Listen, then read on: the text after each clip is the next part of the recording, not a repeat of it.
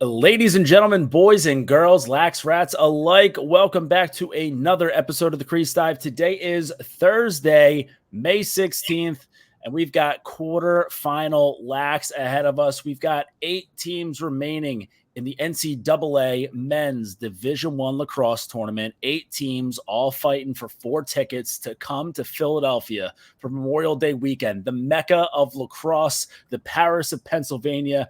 Where else would you rather be, MDW, than at the link? 4 teams looking to make it happen this weekend. Got a couple big games coming up here. I'm Jordy from Barstool, obviously. We've got Dukes and Ness on the mic. Dukes, coming at us from a hotel, it looks like. Yeah. Where are you in here? Smash Vegas? Nash Vegas. Even better.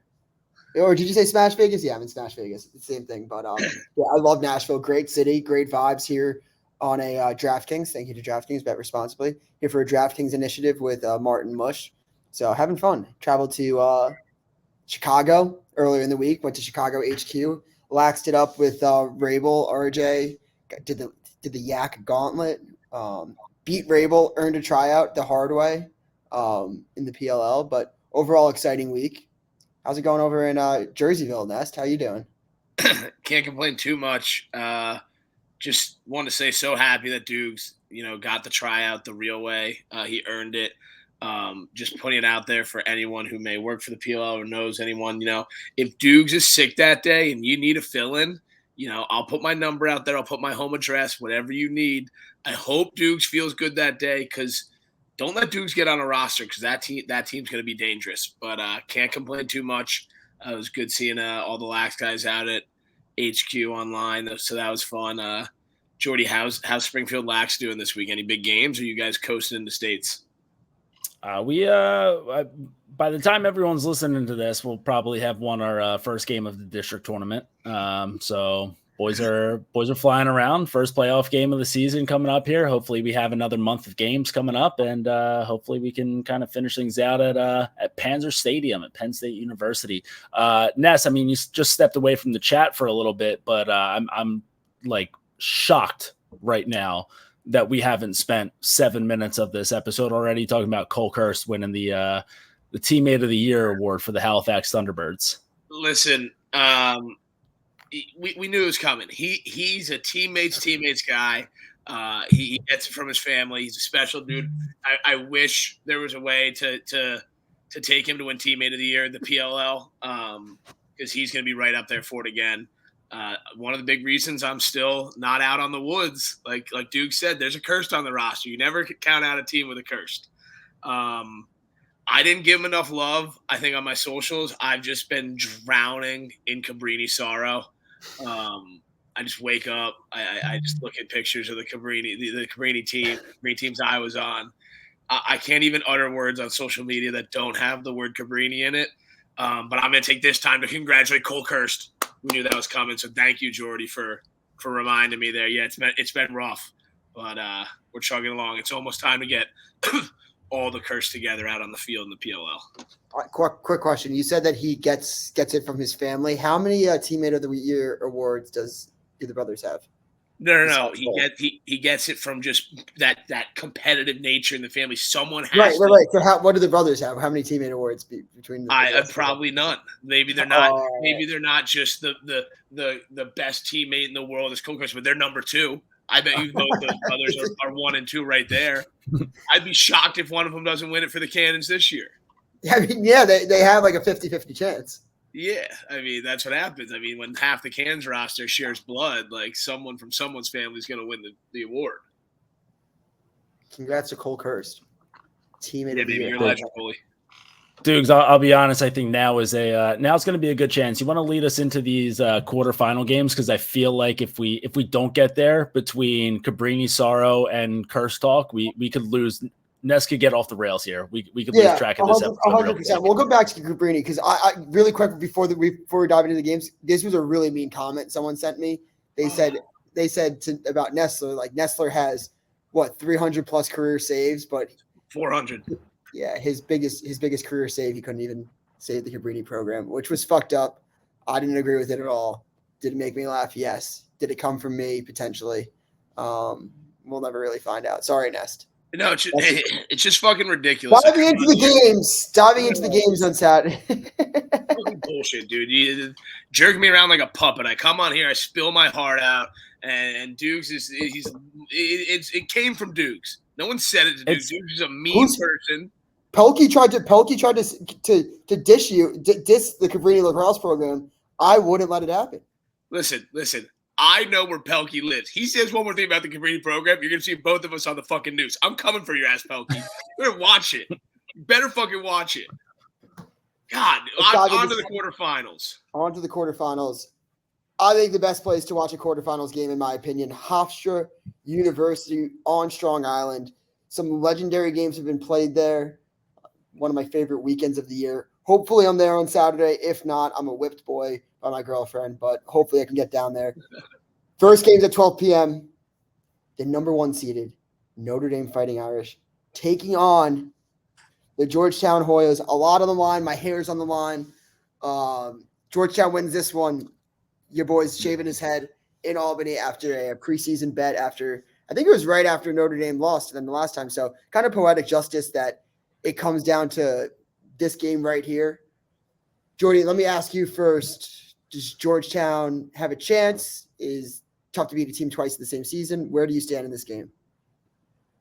I think Georgetown has a chance, sure, but this is where I end up looking right, and all the idiots on Twitter who are like, let them have fun, like you're supposed to enjoy sports, like this is where you all look like idiots, because as much as I am starting to appreciate Kevin Warren and his antics and his passion on the sideline, and he's got to be a fun guy to show up to practice for every day. You're not like showing up to practice, hating your life, being like, what am I playing for this jerk off for? Like, I'm coming around on Kevin Warren really hard, but this is where, like, Albany got off easy last week because Notre Dame stepped out onto the field and they didn't have that thirst, that desire to just destroy a program right off the bat in that first half against Albany. When you beat a team in overtime earlier in the season, they're the reigning champs, and the head coach is celebrating like he just won 5 national championships combined into one. Like that's one where, like, I think we could see things get a little chippy during warmups. Like I would really appreciate if ESPNU could start the broadcast a little early, show us, the pregame stretching line. Like I could see a couple Notre Dame guys kind of stepping over that 50, just barking away. So I think that this is a game that could, there's bad blood there, and that's what you want to see in May lacrosse. So I think the fact that Georgetown isn't going to catch Notre Dame coming a little flat out of the gates kind of takes away most of their chances in this one. I'm not going to say that they have no chance, right? They looked great last week against Penn State. Penn State's a really solid team. And Georgetown was able to kind of weather that storm, bounce back from being down 5, go on a big old run of their own. And like, that's a huge win in May, but it's a really small chance in hell right now because Notre Dame's coming fired up. Thanks to our guys at DraftKings. Notre Dame is -4.5 in this game. Over under is 23.5. Do you have a play in that one that you're leaning on or that you will play? I would say that it's going to come closer than 4.5. Like I could see Georgetown, they got talent. They've got juice. Like that, they're a team that I don't see them getting blown out in this spot. But I do like, I could see like a good, like 14-11. Nest. This is pride. I can't see my boy Duke shave his head. I'm on the Liam Entenmann train. I love Notre Dame -4.5. I think they come and beat the living piss out of Georgetown. I hope it's close. I hope a little bit of me's wrong, but I can't see Dukes. Dukes' hair has been good recently. I feel like Dukes has found a spot in his life where he's like, I like my hair. I hate for Georgetown of all schools to be the school that fucks that up for him. So I'm going to play just pride bet -4.5. But my gut is telling me it might be a little closer, but that doesn't matter. It'll be placed on Notre Dame. I love my boy Jay Carraway. I think that he's even known that I've had my doubts about Georgetown. I don't even know if he knows this, but I'll let him know. if Georgetown beats Notre Dame, I will when I'm up in Albany, I will let him personally shave my head. I will let him do the deed of shaving my head. Maybe he can even cut a G into it or something, but this would be one of the most wrong I've ever been. As I've been saying, like Notre Dame could be like the best team ever.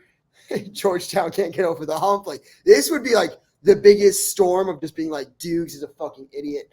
But yeah, I have Notre Dame absolutely smacking Georgetown. I think that Notre Dame already had their wake-up call in the first half against Albany. It's not like you're going to get them lulling in. They know what Georgetown's capable of after the loss at their home field in the beginning of the year. James Ball's out of this game, or if not injured.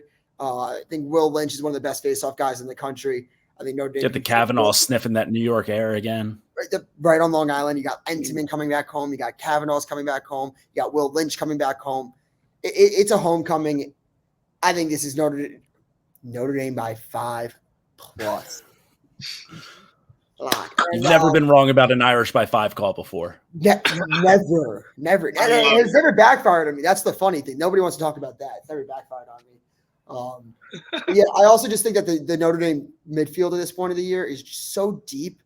I talked about it earlier in the week, but like Riley Gray, the way that he's been able to come on like a first line midi last year, what that second line midfield's really been able to do, scoring points, giving like the first team rest, and obviously Faison's such a weapon and such an athlete. But Notre Dame back at Hofstra, and it feels right seeing Notre Dame playing at Hofstra, right? I think that I always think of the legendary quarterfinal game, Cav game winner against Albany, but yeah, I love Notre Dame in this one. And then let's swing it into another Long Island team, Duke. Number 2 Duke taking on Maryland at 2:30 on Strong Island. Jordy, does Brendan O'Neill's career end on Saturday? No, I think that the script makers out there have a big weekend in store for Brendan O'Neill. Obviously, not quite a homecoming. I think funny little interview. So after the game last week, I guess they were asking him about, hey, you're heading back to Long Island next week to play, and like any good like breakfast recommendations while we're there. Like just looking for the typical flit answer of like, oh yeah, you could get great bagels here, and oh we get fucking chicken palm over there. Like just looking for those. And he's like, yeah, I didn't really grow up around Hempstead. Like, just he grew up in the trash part of Long Island. I grew up around Hempstead. I grew up in the city of Gardens. But it is so funny. I'm sorry to interrupt. But so he doesn't view Hofstra though as a homecoming. Is what I'm getting at here. And I respected that so much because I don't know how like Philly and Jersey are, but like it is very territorial on Long Island. Like it's either you grew up like a Stony Brook guy or you grew up a Hofstra guy. And Stony Brook, it's like Nassau County is the best. It's 30 minutes from the city, 15 minutes from the beach. Suffolk County, you're about 3 hours from the city. The Nassau-Suffolk rivalry, that lacrosse game is unbelievable. The just how territorial Long Island kids are about like homecoming. Like, yeah, it's 2 different areas of the country, basically. Suffolk and Nassau County couldn't be more different. The types of kids that grow up there couldn't be more different. It's Chaminade, it's St. Anthony's. He kind of nailed it. I respected the fuck out of that, but all right. Well, so it's not a homecoming for Brendan O'Neill, and I think that that's almost a little bit better for him. I think I don't know. There have been moments this year where maybe Brennan kind of, I don't think he never disappears because he's a massive slab of meat and you're not going to miss him. But like there have been a few games where he's been quiet. Maybe the shots aren't dropping. Maybe the decision making isn't quite there. Like there have been a few games this year where Brennan just hasn't looked like the most dominant lacrosse player in the world. And I think that you put him here in front of this crowd, not quite a homecoming. So maybe he doesn't have like all that pressure on him to kind of continue this and try to, get Duke a national championship to kind of cap off his career. But still going to be a huge crowd, probably heavily favorited for Duke in this one. First overall pick in the PL. Did they play since? So the draft was before the first round, right? Yeah, they played Utah. Okay. Yeah, so I mean, he's already gotten that game out of the way after being the first overall pick, but still, I think that there's a lot more in store for Brennan O'Neill. I think that he's playing Memorial Day weekend. I think that this is one of the first like really big games that he really steps up. You're going to need a lot of goals in this one. So Dukes, you know the lines here, but you look at the way that Duke wins games, like they got to be putting up 15 plus if they're winning. And I don't know if Maryland can really keep up with that pace. So as long as they're scoring early and often, getting all those guys involved, putting the ball in the back of the net early and often, then I think that they're able to pull themselves away from Maryland. Maryland won't be able to catch up quite as easily, and Duke to Philly. Yeah, the line's Duke -3, over-unders 24.5. Interesting matchup, though, in this game. The game within the game, I think everyone's really looking forward to is Ajax versus Brennan. Probably the best defender in the country against – I'm not getting into that debate, but one of the best players in the country in Brennan O'Neill. There you go. But yeah, very political of you. Yeah, that's the matchup I'm very much looking forward to, and like you kind of alluded to, you can knock Brennan off of his feet. Like maybe Ajax doesn't give him the most dominant game. Look for people like McAdory, Dyson Williams, other people on that Duke midfield. I think the Duke short stick D middies have been phenomenal. They just churn out short stick D middies. But yeah, I'm very excited. And they're bringing in like 2 from Philly next year. Yeah, and I think a couple people are going to fall for the recency bias with Maryland being like, oh, they just kicked Princeton, who was really hot. Like, this is just Maryland's back. Maryland's going to win. I'm not going to fall for the recency bias.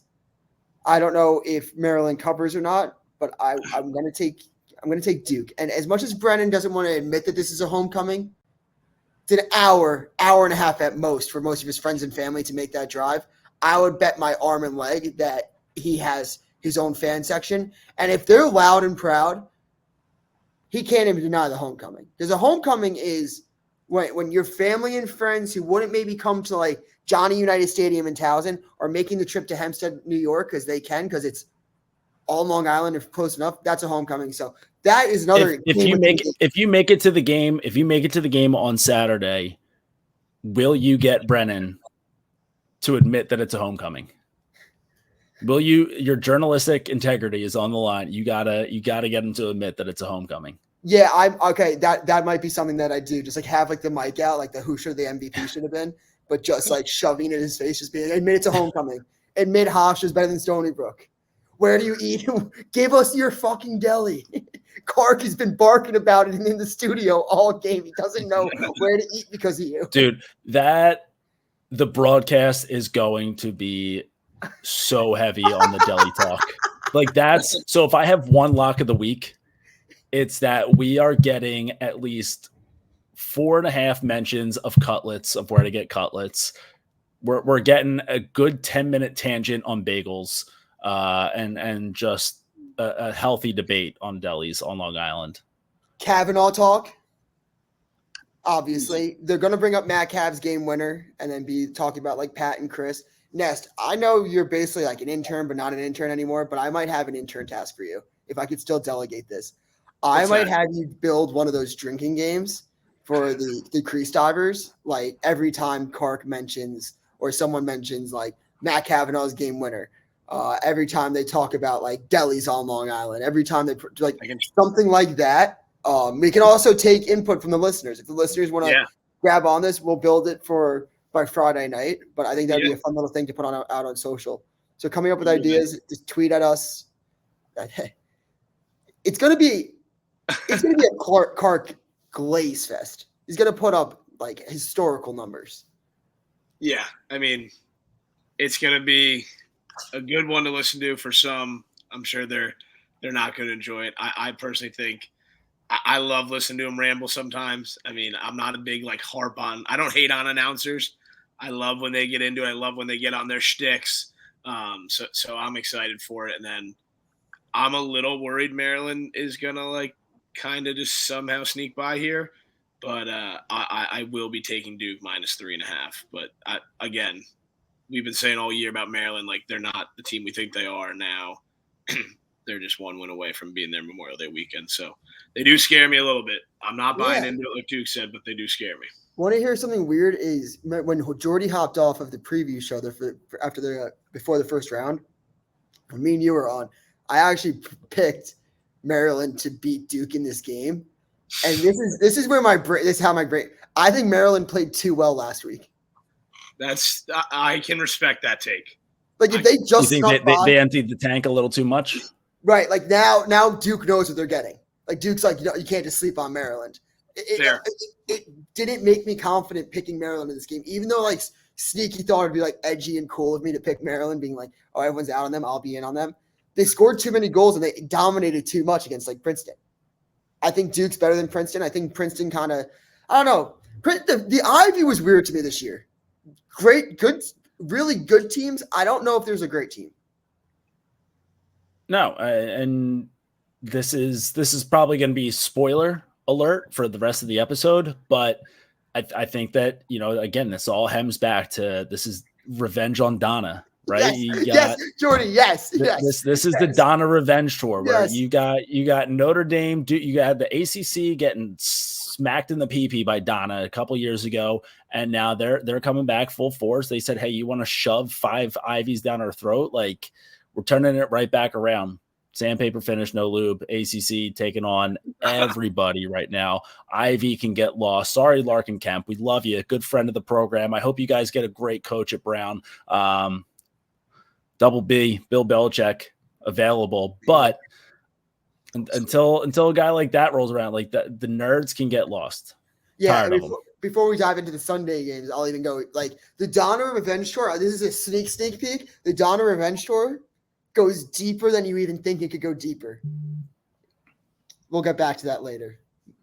Bookmark this if you're listening or watching. What a tease. I am hooked right now. Yeah, bookmark that. We'll come back. Finishing off Sunday's games. There are people right now who just finished their drive, and they're going to sit in their driveway for a little while because they need to hear the end of that one. You're like, fuck. This guy's an entertainer, promoter. Sunday's game. Cuse back? Who knows? This is the game that Sunday's a who's back fest. You got Syracuse playing Denver. Guess the last time Syracuse made the Final Four?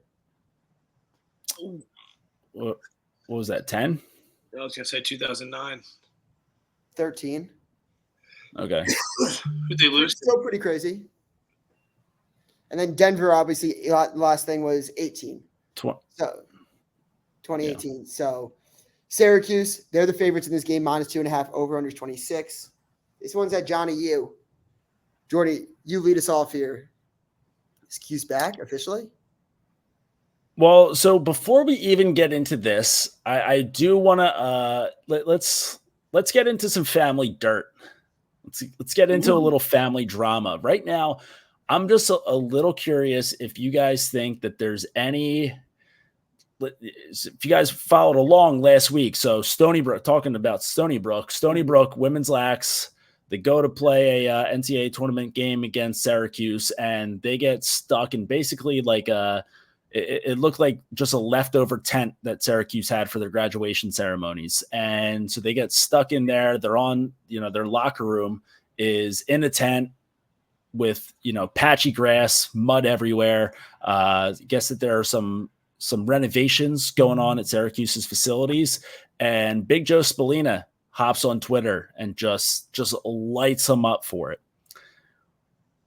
Weird scenario considering you're just lighting up the athletic department where all of your sons play. So do you think that there's any sort of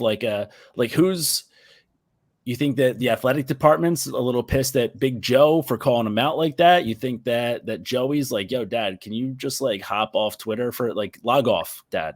So you guys think that there's anything there, or is that just Syracuse being greaseballs, doing whatever they can to get an advantage over Stony Brook and nothing more than nothing less? Yes, you want to go first? Yeah, yeah, I'll take this one. There's got to be something going on there. I mean, his sons aren't also just playing there. His son is the biggest name in the entire program. Besides, I don't know a lot about Syracuse basketball, but probably maybe a couple of those guys. But Joey Spallina is like the face of Syracuse athletics, at least as far as I know. Maybe that's a really hot take. Crazy. That is crazy. But I don't think it's that crazy. But that's that is the biggest lacrosse thing ever. But like he's up there at least in my. I don't know. Syracuse in my eyes just isn't that good at many other sports right now. So either way, so his son is a superstar, and he obviously can make a call or a text to an athletic department member. I'm sure he has good or bad relationships with him, but there is a relationship. So for him to be so pissed that he's going to go and absolutely annihilate them and expose them on Twitter, there has to be something going on there. Either he's just out on Syracuse athletics and like has been, as letting son do it, he couldn't take it anymore, or maybe there's something new. But like a guy that doesn't have a problem with the athletic department would not do that, knowing the platform he has. So you would send a text to be like, hey man, like you would send a text to someone in the athletic department and be like, yo, you guys bent us over here with this one. Like you wouldn't go to Twitter 100%. And blast it out like that. Yeah. I think it was a sore loser move. Wow. I like Big Joe, like just like as like a guy. Right. But like I was just like, this seems like like the excuse train, like, we didn't have the proper facilities. Trust me, you losing to Syracuse women's lacrosse had nothing to do with that tent, had nothing to do with the dirt that got on the girls' cleats. Like, was it like crazy? Look at what the fuck you were playing in the MLL, and you're gonna complain about like these facilities. Like, I think pretty sure Q's like double hosted in one day. I'm sure that it wasn't like planned to be that way. It's like when you have two really good teams, you're both gonna host on the same weekend. So I'll give Syracuse athletics a little bit of a pass here. And no disrespect to Stony Brook, but like, I mean, I can't imagine. You're a Hofstra guy. Right. This is probably the Hofstra in me, but like, there's probably like, it's not like, I bet you some people that come to Stony Brook are like, where the fuck, like how the, like, if Syracuse came down to Stony Brook, to be like, our facilities are better. Or like if an ACC school plays Stony Brook, and that's nothing on Stony Brook. That's ACC money.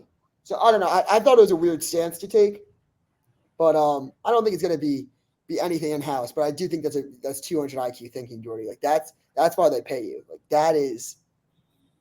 Listen, I mean, if I'm on Denver's bench, and I know that we got into some bench talk last week on last week's episode. Like if I'm a backup goalie. Maybe I don't hound Joey a ton, right? Like you don't, again, we don't want to poke the bear. We don't want him to go off. But if I'm on that bench and I'm within an earshot's distance of like, I'm talking about his dad, like just blowing up the athletic department on Twitter. Like I'm throwing something out there, just getting into his head, like right there. It's ammo. It's tough. Probably it's it's maybe a little short sight, but there's ammo there. So I think that maybe there's not something going on within the walls of Syracuse's locker room. But if I'm in Denver's locker room and I'm not really anticipating getting much playing time, I think that's how I'm going to impact the game.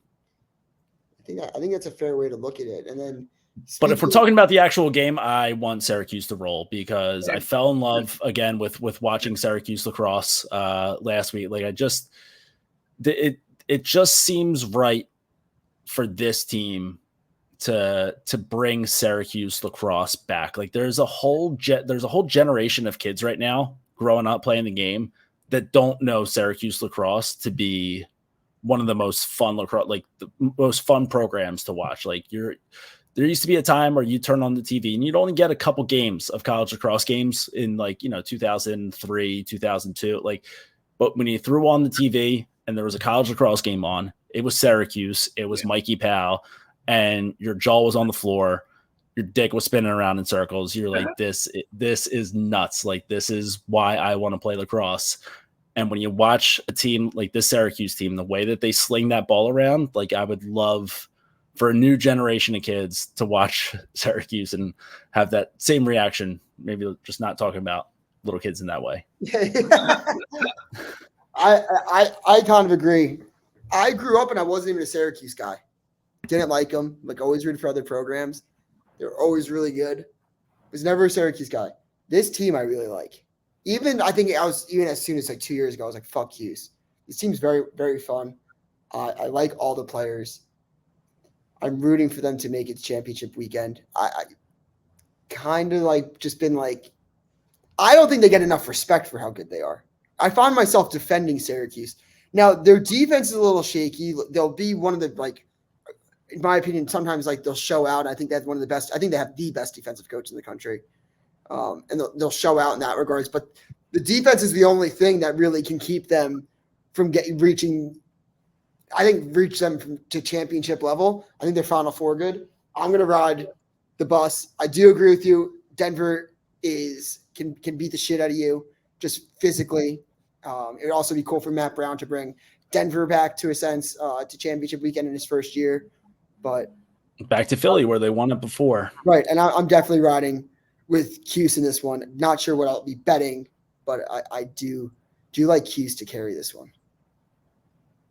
Yeah, I'm same boat. I mean, I've been on Splin all year. I think he's really good. I'd actually love to see him explode for like another 7-8 points. That'd be fucking awesome. Denver, just if Denver can score a lot, Syracuse is going to be in trouble, just like kind of Duke's into that. I think if Will Marks plays well and that defense can step up, then Syracuse should be able to score a lot of goals. So it's going to be all about how many goals they can limit Denver to. I think the offense won't have any problems. So I think we're all kind of I think for Cuse there. I think Will Mark, and then I think like if he's on, like I think the guy who just ends up being a Denver killer is like a Finn Thompson, just a guy who seems like every game like someone just completely loses track of where that kid is, and then he ends up just getting a nice little backdoor. The other conversation I want to have here, another if we can kind of create our own lines here. So I know that Warrior is putting out a new bucket. Teams might have them for the quarterfinal. I don't know if they're out yet, or I don't know if they're out just yet, or if they're going to be saving them for the Final Four. But if Warrior puts out these new helmets for the quarterfinals, will Denver throw decals on the new lids, or are they going fresh out of the box? There's no way they put decals on, and I still don't understand why they don't have them. I think it had something to do with like not getting them in time last year or something. But like you can't put them on now. That'd be a why. They're clearly not putting them on for some superstitious reason, because it doesn't like look like cool in my opinion. I'd rather just have stickers. But no way. At least that's how I talk a lot about Springfield High School ending other team seasons a lot on this podcast the last couple of weeks. My last high school game that I ever played, we got new decals right before that game, threw them on, lost. First time ever with those decals on the helmet, and now it's stuck on that helmet for all eternity in a basement somewhere. I going off like decals and superstitions on the same kind of respect, I do remember Garden City finished 2012 when I was in like 8th grade, number 1 in the country. But midway through the year, they played Manhasset, and Nike sponsored the game and got them like these sick military uniforms. And I'm pretty sure it was against Manhasset. I think Evan Malloy was actually the goalie. And I remember everyone was like, oh, is it like a superstition thing? Like you shouldn't switch it up now. Like is the undefeated season going to get ruined? And they just absolutely smacked our rival. Like I think like it was like a 10-goal win, but superstitions don't really mean, I don't know. I'm kind of falling off of superstitions in sports. I don't think that they actually exist, but they're so fun to talk about. Right. I was saying that I don't believe that they affect the outcome of games, but I know that it gives me comfort when I do superstitious things. Switch up your seat after a bad half. Right. You're watching. Like you're watching your team. Better. Yeah. I know it has no outcome, but I'm like, I feel better now that I'm doing what I can. Yeah. You had your guy. Right. Yeah. Right. Yeah. Do your job. Do your job. Basically, it's like if you do your job, right. Everybody has a role to play in a championship. Yeah. Everyone in the DVD is doing something. Last game of the weekend. Who's back? Game. Who's back? Oh, this one's tough. Hop versus Virginia.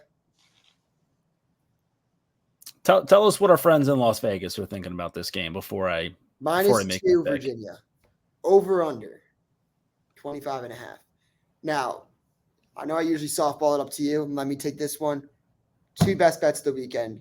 Notre Dame And The Cavs, Virginia. baby. Virginia, I It's what they love. do. It's what they do. Yeah. I'm pretty sure somebody had, I think one of the burner lacrosse accounts was talking about like how Virginia will have a edge at the face-off battle because they didn't have someone in the first meeting. I also know that like both of them towards the end of the year weren't playing their best brands of ball, but I think that Virginia was losing to better teams. I think that Johns Hopkins' defense is really good. I think Virginia's offense is elite. I know they need to get more production out of the midfield. I think Griffin Schutz will bring it on. I love Virginia in this one. I think that length will bother the Hopkins attack. Give me Virginia every which way to set up the ACC championship in Philly. Jordy, I know you're going to love that. What's your pick in this one? Yeah, I think I got to go Virginia in this one as well. So the last time these guys played, right? So 16-14 final. And I don't know, like Hopkins isn't a team like, yeah, they won that game. They were able to get that one over Virginia, but like, that's not really their game. Like that again, it's hard to flip the switch into thinking that Hopkins is a great defensive team, but that's more their bread and butter right now. So I think, they already played. They already kind of had to get into Virginia style. They were fortunate enough to get that win, big for them. But I think you do that in the quarterfinals where there's a little bit more pressure, where every shot kind of means a little bit more like that. You got the ball on your stick, you're winding up for a shot. Like that shot could be the reason why you're playing next weekend, or it could be the reason why, you're at Deloitte next week in a shirt and tie. So I think, with a little bit more pressure, this is where Virginia thrives. This is a statement. Are we back game for Hopkins? This is kind of just a game where Virginia expects themselves to be this is kind of where Virginia's season starts.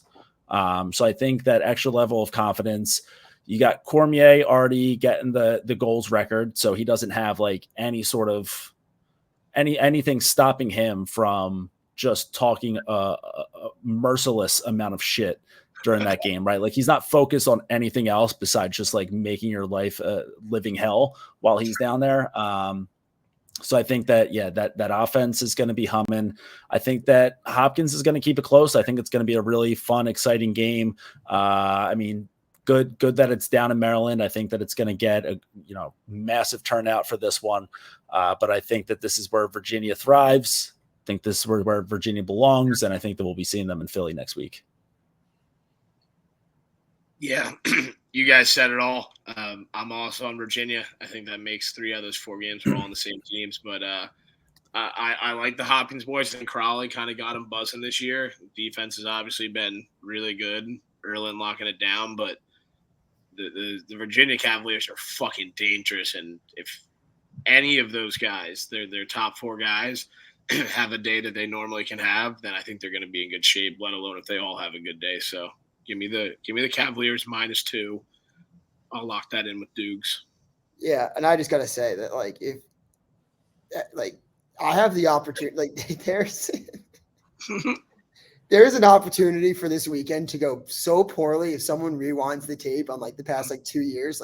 If Georgetown makes the Final Four, if Hopkins makes the Final Four, and no, I won't even say Cuse because I think Cuse I did I liked the gate higher, but I called Hopkins deader than dead 2 years ago. I think I called for Pete Milliman's job after year 1. I've never been so wrong about a coach than that guy. But yeah, I still have Virginia in this one. I think it's the ACC year. Now, for those that put a bookmark into 20 minutes ago and where is he going with this? Here's how the Donna case goes even deeper. Jordy, please rewind the clocks to 2 years ago. Which 2 teams got fucked out of the tournament? Your Fighting Irish of Notre Dame and the Duke Blue Devils. That is who will be playing in the championship game. And that is how the Tewaaraton will be settled. And I don't think it's crazy if we see 2 Tewaaraton winners on the same team.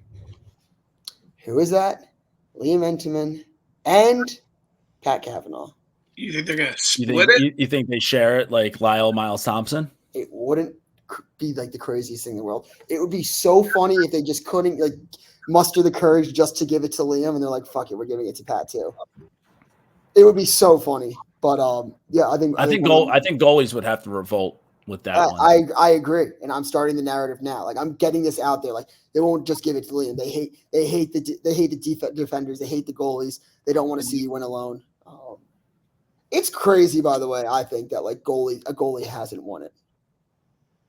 Yeah, I mean, absolutely nuts. There's been some really good fucking goalies. I think if Notre Dame wins, Go out there and stop the ball, you losers.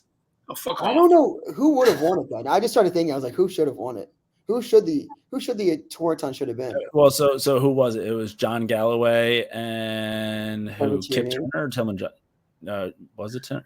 There was one other goalie who was a finalist. I know Tierney was. Yeah.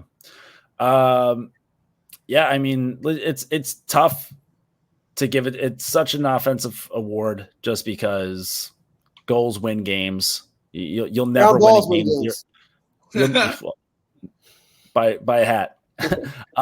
You'll never win a game 0-0. So you can be the greatest goalie in the world and you can still at the very most tie. But I agree. I would love to see the goalies get some shine. And I think if there's one goalie in the past decade that deserves it, it's Entenmann. I don't know if they're going to win though, Dukes. Wouldn't be too sure about that one. Notre Dame who's winning? Who's raising the trophy? I think the Evil Empire. There's so many of the past 5 years. Virginia. Yeah. I don't think they have a prayer against Notre Dame if they match up. I think I want to hear the path for Virginia, which I do think there's a path. There's one team, in my opinion, in the field that can beat Notre Dame.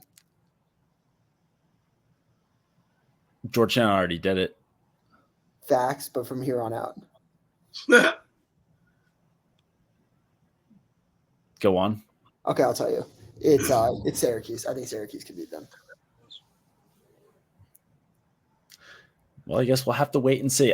Do we think that there are going to be any coaches' challenges, any controversial goal mouth calls this weekend? I think that's something that really gets the people go. Like, this is the perfect time for it. Quarterfinals. There's only 4 games of the weekend, so everyone can like really dial into each of them.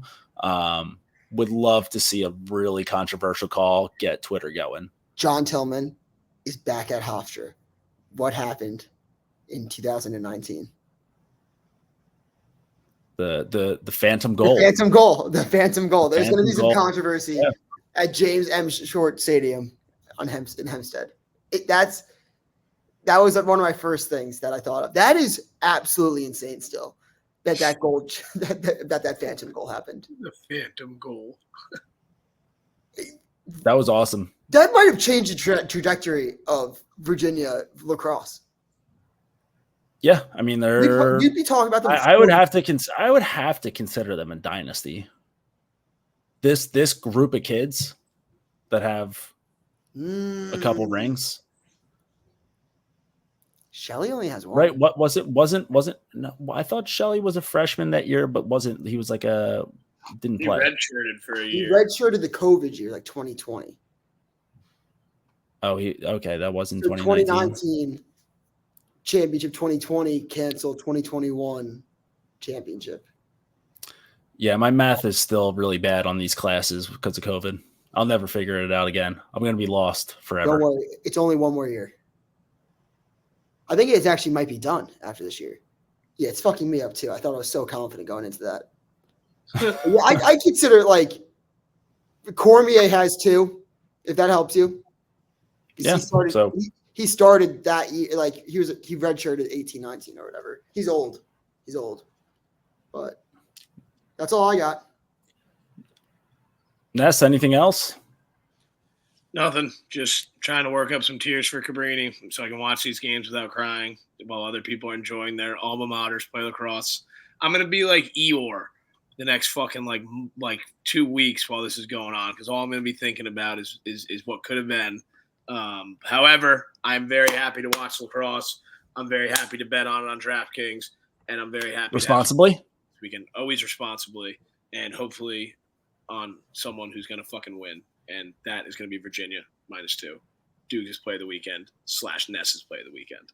Are you like, just one thing about Cabrini Lax I don't get, like, even if you guys had a next season, wouldn't you guys have probably got knocked out this year, like in like the quarters? I mean, or would have gone on a historical run back to Philly like we did 5 years ago. Like that's like always, you just never know. You just never know. Like it just happens like at the drop of a hat. You're like, oh shit, here we are. Now Cabrini rules. It's gone forever. I need to go like cut some of the turf out or something. Take a few more things. But I got a bunch of fucking jerseys. So are you going to graduation? No, dude. I'm not like. Listen. Dude, don't even act like you would be above that. I thought you were. First off, he's giving the commencement speech. I would not even be surprised. Kylie Kelsey's giving the commencement speech. If they asked me to go, I'd be right next to her, being like, "Here we go, Kylie." He's doing it. Lucky hat. Kylie Kelsey. She's doing it. Yeah, she's a Cabrini. You have to go do content with her. Throw her the lucky hat. I think it's this weekend. Maybe I'll have to think about it. I had no intention to go because I hate the university. I love the university is what took the lacrosse team from me because they mismanaged their funds. I'm still paying loans to a school that doesn't fucking exist. That can't be right. You have yes, to. Yes, it is. It is right. You owe money to a school that doesn't exist. Correct. Because the loans were taking out and like were spent in the time while I was there. So now I'm paying back the money that was basically just pissed away. One more thing. I didn't know that Cabrini got lacrosse in 1994. Is that true? I think so. Probably. That's insane, though. Like how quickly you guys got good. Yeah, it's the land of misfit toys. We used to just get all the slime balls from like the main line, Delco, and then the Jersey boys started trekking over. When we won the national championship, we had a kid from California on our team, from Orange County, Nick Vass. He was a captain. Like, how the fuck did you end up here, dude? Just a bunch of guys who had a great fall freshman semester at a D1 school. Yeah. All end up at Cabrini. Yeah, you curse off your coach and get kicked off the team. Like, we welcome you open arms. Like, you're a felon. you're a felon. Like, welcome to our squad. Like, you had bad grades. You guys had a legitimate drug ring being operated by one of your guys. No, Timmy Brooks. Yes. He's actually Timmy Brooks is the next guest on the last ever Cabrini special. We will have one-time felon Timmy Brooks joining us. He's not afraid to tell stories. He's an absolute legend. He's also national champion. He's an ugly motherfucker, and he does a lot of good now. But yeah, he'll tell the story. But like when he checked off the box, like, "Are you a felon?" on your application, he checked it off. They called him and they were like, "Hey, I think you accidentally checked off this box." And he was like, "No, like I'm a felon." And he ended up getting in, and then he was just shooting one day, and the coach saw him, and that's how he ended up on our team because he was shooting 113 alone out on the turf field. So I'll get confirmation. All right, well, I'll tell you what, Ness, that's a great tease for that next episode. Make sure you guys are watching out for that. Make sure you guys are also following us on Twitter, Instagram, all of our socials. We're at the Crease Dive on pretty much everything. Stool Crease Dive on Twitter or on TikTok. Let us know where you're watching the game. Let us know how you're feeling about the games this weekend. If Dukes makes it to Hofstra and you guys are also there, let them know about it. In the meantime, we'll be keeping it low to high till the day we die. We out.